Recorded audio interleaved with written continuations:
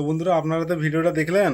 ভিডিওটা দেখে আপনাদের কি মনে হচ্ছে যে মাত্র 1 মাস বাচ্চা হওয়ার পরে এই ছাগলটা পুনরায় আবার কিন্তু হিটে চলে এসছে, যে তার উপরে তেমন কোনো কিছু যে বিশেষ আহামরি কিছু আমাকে খরচ করতে হয়েছে তা কিন্তু নয়। তো আপনারা যদি চান আপনাদের ফার্মেও কিন্তু খুব সহজে এককালীন একসঙ্গে সমস্ত ছাগলকে কিন্তু হিটে নিয়ে আসতে পারেন। এতে কিন্তু কোনো অসুবিধা হবে না, বা কনসিভ যে একবার হবে তারপর আবার পরবর্তীকালে আবার ছাগলটা হিটে আসবে, সেরকমও কিন্তু কোনো ঘটনা সেরকম কিন্তু ঘটেনি আজ অবধি আমার ফার্মে। এবং বাস্তবে প্র্যাকটিক্যালে ফিল্ডে যে সমস্ত জিনিসগুলো আমি করে রেজাল্ট মোটামুটি ভালো পেয়েছি, সেগুলো মোটামুটি আপনাদের মধ্যে কিন্তু আমি শেয়ার করার চেষ্টা করছি। তো বন্ধুরা, বিশেষ কিছু জিনিসের মধ্যে কয়েকটা জিনিস কিন্তু খুব ভালো করে কিন্তু আপনাদের কিন্তু এটা কিন্তু মেনে যদি চলেন, তাহলে তো আমি তো বলবো যে কোনো ছাগল অলরেডি কিন্তু খুব দ্রুত থেকে দ্রুততমভাবে কিন্তু হিটে চলে আসবে। এতে কিন্তু কোনো সমস্যার কিন্তু সেরকম কোনো মানে বা সেরকম কোনো সমস্যায় যে পড়তে হয় সেরকম কিন্তু কোনো জিনিস আমার চোখে পড়েনি। তো একটা একটা ছাগল ফার্মে মোটামুটি প্রত্যেকটা ফার্মার একটু আশা করে থাকে কি, যে যত দ্রুত মোটামুটি ওনাদের ফার্মে একটা বাচ্চা হয়ে যাওয়ার পরে আবার পুনরায় ছাগলটা হিটে আসবে। আর হিটে এলে তাকে মোটামুটি পাঁঠা দেখানো হবে বা এই করানো হবে, যাই করানো হোক না কেন, পরবর্তী যেন বাচ্চারা খুব দ্রুত থেকে দ্রুততমভাবে যেন বাচ্চারা যেন ফার্মে যেন চলে আসে, সেটা কিন্তু বেশিরভাগ খামারই কিন্তু এটা কিন্তু চেয়ে থাকে। তো এখানে অনেক জিনিস বোঝার ব্যাপার আছে, যে এখানে একটা ব্রিডের উপরেও কিন্তু অনেকটা জিনিস নির্ভর করে থাকে। যেরকম অনেকে কিন্তু এটা মেনে থাকে যে ব্ল্যাক বেঙ্গল ছাগল যদি হয় সেটা বছরে দুবার বাচ্চা হবে, ক্রস বা পিওর ব্রিডের যদি ছাগল হয় তাহলে সেটা 18 মাস থেকে 20 মাসের মধ্যে দুবার বাচ্চা দিবে। কিন্তু বন্ধুরা, একটা জিনিস সবারই কিন্তু জানার খুব দরকার আছে, যে ব্ল্যাক বেঙ্গল মানে যে 1 বছরে দুবার বাচ্চা হবে তাও কিন্তু নয়, আর ক্রস ব্রিড মানে যে 18 থেকে 20 মাসের মধ্যে দুবার বাচ্চা হবে তাও কিন্তু নয়। অনেক ব্ল্যাক বেঙ্গল ছাগল থাকে দেখবেন, যেগুলো মোটামুটি 1 বছর হয়ে যাচ্ছে তাও কিন্তু হিটে আসছে না। আবার অনেক ক্রস ব্রিড দেখবেন বা পিওর ব্রিড দেখবেন 2 বছরও হয়ে যাচ্ছে তবুও কিন্তু হিটে আসছে না। এটাও কিন্তু একটা খুব জানার একটা ব্যাপার থাকে, বা এটার উপরে কিন্তু অনেক খামারি যখন দেখলো যে ছাগলটা বারবার এরকম সময় হয়ে যাচ্ছে বাচ্চা হওয়ার পরে কিন্তু হিটে আসছে না, হ্যাঁ একে বিক্রি করে দেওয়া হোক, এটাই কিন্তু বেশিরভাগ খামারি কিন্তু করে থাকে। কিন্তু বন্ধুরা, প্রত্যেকটা খামারির যদি সঠিক নলেজ যদি থাকে বা প্রত্যেকটা খামারি যদি সঠিকভাবে যদি পরিচালনা যদি করে, তাহলে ওনাদের ফার্মে কিন্তু খুব দ্রুততার সাথে কিন্তু ছাগলগুলো হিটে আসবে। এবং দ্রুততার সাথে ছাগলগুলো হিটে এলে এককালীন একসঙ্গে যদি কোনো খামারি ভাই যদি ছাগলগুলো একসঙ্গে যদি বিক্রি করে, তাহলে ওনাদের কিন্তু প্রফিটের অ্যামাউন্টটা কিন্তু অনেকটা কিন্তু বেড়ে যায়। তো বন্ধুরা, এখন চলুন যে কোন কোন বিষয় নিয়ে একটু ডিসকাস করা যাক, যা যেসব বিষয়ের উপর নির্ভর হওয়ার জন্য খামারের ছাগলটা কিন্তু ঠিকঠাকভাবে সঠিক সময় হিটে না আসে। তো তার প্রথম যে মূল কারণটা যেটা হয়, যেটা হচ্ছে যদি সঠিকভাবে যদি ডিওয়ার্মিং করানো না থাকে, অর্থাৎ সঠিকভাবে যদি কৃমিনাশক যদি করানো না থাকে, তাহলে একটা একটা ঘটনা ঘটে, যেটা যে ছাগলটা কিন্তু সঠিকভাবে সঠিক সময়ে কিন্তু হিটে আসতে চায় না।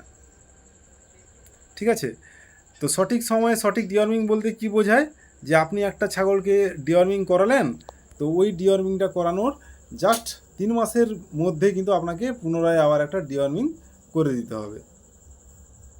তো এবার যে ঘটনাটা যেটা ঘটে, যে যে ডিওয়ার্মিংটা আমি যে 3 মাস অন্তর অন্তর যে করাবো, এটা কি ডিওয়ার্মিং করাবো। তো বন্ধুরা, আপনারা সবসময় চেষ্টা করবেন একটা কৃমিনাশক ওষুধ করানোর 3 মাস পরে যে কৃমিনাশক ওষুধটা যে করাবেন, ওটা কিন্তু সব সময় কিন্তু চেঞ্জ করে করাবেন। ঠিক আছে? আর একটা জিনিস হচ্ছে কি, সবসময় চেষ্টা করবেন যে প্রেগনেন্সি সেফ ডিওয়ার্মিংগুলো করাবেন। ঠিক আছে? তো প্রেগনেন্সি সেফ যদি ডিওয়ার্মিং করানো যদি থাকে, অনেক খামারে এটা দেখা গেছে কি, যে সব ছাগল যে একসঙ্গে যে হিটে আসবে সেরকম কিন্তু হয়ে ওঠে না। একটা ছাগল হিটে এলো, 15 দিন পরে আরেকটা, 20 দিন পরে আরেকটা।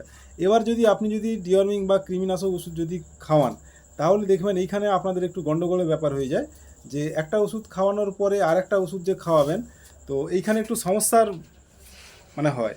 অর্থাৎ অনেক ছাগল যেগুলো প্রেগন্যান্ট অলরেডি কিন্তু থাকে, তো কোনো রকমভাবে ভুলক্রমে যদি আপনি এমন একটা কৃমিনাশক খাইয়ে দিলেন যেটা কিন্তু প্রেগনেন্সি সেভ নয়, লাভের লাভ কী হবে, বেশ কয়েকটা দিন 3-4 দিনের বা 5 দিনের পরে দেখবেন ওই ছাগলটার অ্যাবরেশন হয়ে গেছে, অর্থাৎ বাচ্চা মরে কিন্তু বেরিয়ে গেছে।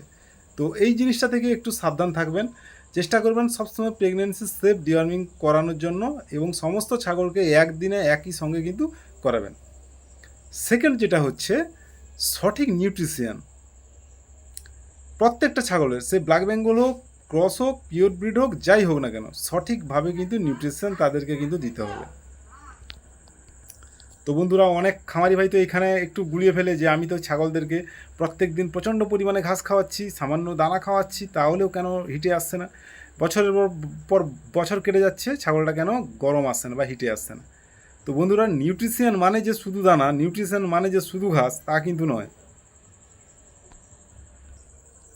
নিউট্রিশন মানে হচ্ছে সঠিক একটা ব্যালেন্স করে আপনি আপনার ছাগলদেরকে কিন্তু খেতে দিবেন। এবার সঠিক ব্যালেন্স কি, সেটা হচ্ছে প্রথম যেটা আপনি মানে নির্ধারণ করবেন, এমন একটা খাবার আপনি পছন্দ করবেন যে খাবারের মধ্যে সমস্ত জিনিস বা সমস্ত গুণগত মান কিন্তু যার মধ্যে থাকবে। Carbohydrate, protein, fat, vitamin, mineral যেন নির্দিষ্ট মাত্রায় যেন থাকে। এবার কার্বোহাইড্রেট তো অলরেডি আমি এর আগে ভিডিও দিয়ে দিয়েছি, যেটা একটা খাবারের মধ্যে ম্যাক্সিমাম এটা 50% কিন্তু দিতে হবে আপনাকে। এবার আপনি যদি সব রকমের দানা, সোর্স অফ কার্বোহাইড্রেট যেগুলো, এগুলো মিশিয়ে যদি 50 কিলো বানান, তাহলে আরও চমৎকার রেজাল্ট পাবেন। 30% এখানে কিন্তু দিবেন আপনি প্রোটিন দিবেন, তাহলে 80% হয়ে গেল। আর 17% দিবেন আপনি বিভিন্ন প্রকারের ফাইবার জাতীয় যে জিনিসগুলো, যেরকম ছোলার খোসা হতে পারে, এটা ডালের খোসা হতে পারে, বা মটরের খোসা হতে পারে, এগুলো আপনি দিবেন মোটামুটি 17%। আর বাকি যে 3% থাকবে, এটা কিন্তু আপনি বিভিন্ন ভিটামিন এবং মিনারেল মিক্সার যেগুলো বাজারে পাওয়া যায়, ওইগুলো কিন্তু আপনি অ্যাড করবেন। সঙ্গে 3 কিলোর মধ্যে আপনি যদি 2 কিলো মিনারেল মিক্সার দেন, আর 1 কিলো যদি খাবার লবণ, যেগুলো মানুষ যেগুলো খায়, সোডিয়াম ক্লোরাইড, তো এগুলো মোটামুটি আপনি দিবেন। সবচাইতে ভালো হয় এটা আপনি যদি টাটা সল্ট যদি আপনি দেন, তাহলে রেজাল্ট কিন্তু আরও ভালো। কারণ তার মধ্যে আরও সাধারণ লবণের চাইতে আরও ভালো মানের কিন্তু মিনারেল যেগুলো থাকে, এগুলো কিন্তু খুব ভালো মানের থাকে। তো এই আপনি আপনাদের ছাগলদেরকে একটা নির্দিষ্ট মাত্রায় কিন্তু খাবার দিবেন, যে আজকে আপনি আপনার ছাগলকে 500 গ্রাম দিলেন, কালকে ছাগলকে দিবেন 100 গ্রাম, পরশু দিন দিবেন 250 গ্রাম, তারপর দিবেন 300 গ্রাম। এইরকমভাবে খাবার দেওয়া যাবে না। আপনি আপনার ছাগলকে 50 গ্রাম দিচ্ছেন, তো রেগুলার 50 গ্রাম দিবেন। যখন প্রেগনেন্ট থাকবে তখন একটু বাড়িয়ে দিবেন, না হলে প্রত্যেক দিন কিন্তু রেগুলার এই হিসাবে দিবেন। এবার একটা পরিপূরক খাবার যখন কোনো ছাগল পাবে, তার বডির মধ্যে যে সমস্ত নিউট্রিশন, যে ঘাটতি যেগুলো থেকে যায়, এগুলো কিন্তু ধীরে ধীরে ধীরে ধীরে সে কিন্তু তার বডি কিন্তু অ্যাবজর্ব করে নেবে ওই খাবারটা থেকে। ফলে ঘাটতি যখন মেকআপ হবে, তার শরীরের মধ্যে মানে যে সমস্ত হরমোনাল যে সমস্ত কাজগুলো যেগুলো করে থাকে, এইগুলো ধীরে ধীরে কিন্তু সঠিক সময়ে কিন্তু এটা আবার পুনরায় রেডি হয়ে যাবে। 3 নম্বর যেটা দেখবেন আপনাদের খামারের মধ্যে, যে পাঁঠা একটা কিন্তু অবশ্যই রাখতে হবে। আপনি যদি মনে করে থাকেন আপনি ছাগল ফার্ম করছেন এবং এআইয়ের উপর নির্ভর করে আপনি আপনার ফার্মটাকে চালাবেন, তো বন্ধুরা, ঘটনাটা তো এইখানটায় একটা ঘটে, যেটা কিন্তু খুবই ক্রিটিক্যাল ব্যাপার একটা থাকে। যদি ব্ল্যাক বেঙ্গল ছাগল থাকে, তাহলে কিন্তু দেখবেন মিনিমাম 95% ছাগল তো ডাকাডাকি করে, কিন্তু ক্রস এবং পিওর ব্রিডের যদি ছাগল থাকে, তাহলে আপনাকে খেলাটা এখানেই দেখিয়ে দিবে, যদি ফার্মে যদি পাঁঠা না থাকে। এবং ওই পাঁঠাটাকে হতে হবে একদম ফুল অ্যাগ্রেসিভ। অনেকে মনে করে ফার্মে তো পাঁঠা আছে, কিন্তু পাঁঠা থাকলে শুধু হবে না, পাঁঠাটা ফুল অ্যাগ্রেসিভ থাকতে হবে। কারণ পাঁঠা যদি অ্যাগ্রেসিভ না থাকে, ও কিন্তু ফিমেল ছাগলকে কিন্তু হিটে নিয়ে আসতে কখনোই পারবে না। পাঁঠার মুখ থেকে সবসময় একটা অ্যাগ্রেসিভ সাউন্ড যেন রেগুলার যেন থাকে। ওই সাউন্ডের মধ্যে ফার্মের যতগুলো ফিমেল থাকবে, ওইগুলো কিন্তু সঠিক সময় হিটে আসবে। এবং পাশাপাশি যদিও কোনো ফিমেল যদি থাকে কারোর বাড়িতে, ওই ডাকে কিন্তু ওই সব ফিমেলগুলো কিন্তু হিটে চলে আসবে।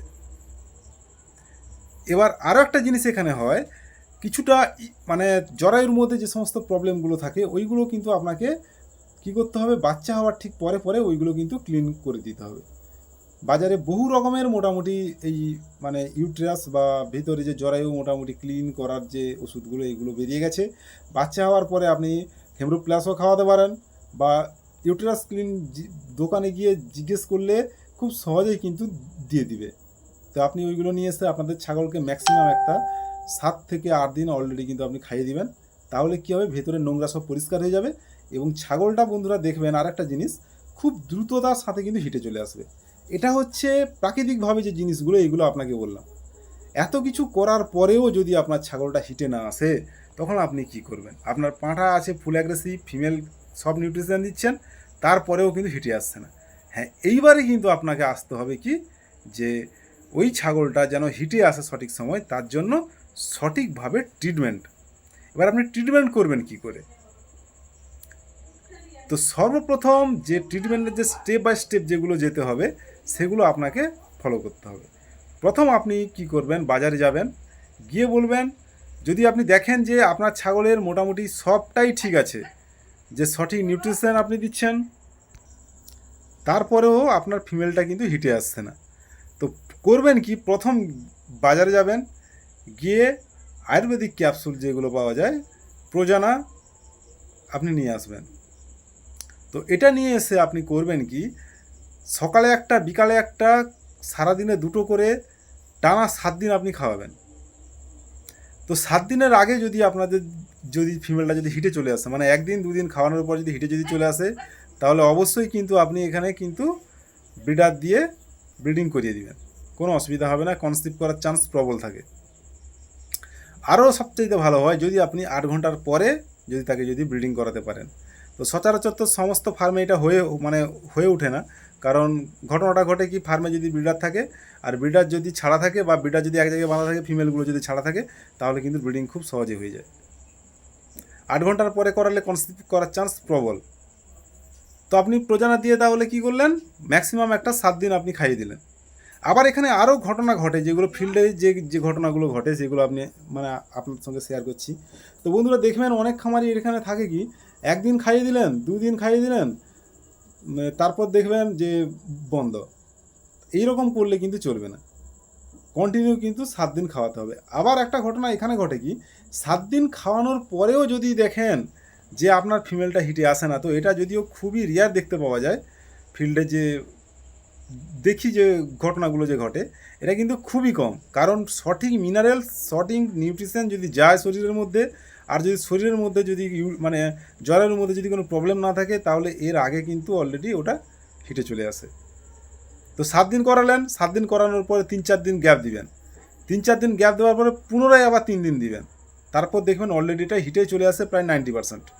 যদি এতেও না আসে, আপনি সবটাই করলেন, আপনি একদম পুরা কি বলেন, আপনার অবস্থা পুরো খারাপ হয়ে যাচ্ছে, এত টাকা খরচ করলাম ছাগলটার পিছনে, ভিটামিন দিলাম, মিনারেল দিলাম, খাবার দিলাম, এত মানে আয়ুর্বেদিক ওষুধ দিলাম, তারপরেও হিটে আসছে না, তখন কিন্তু আপনি করবেন কি, হরমোনাল ট্রিটমেন্ট কিন্তু করবেন।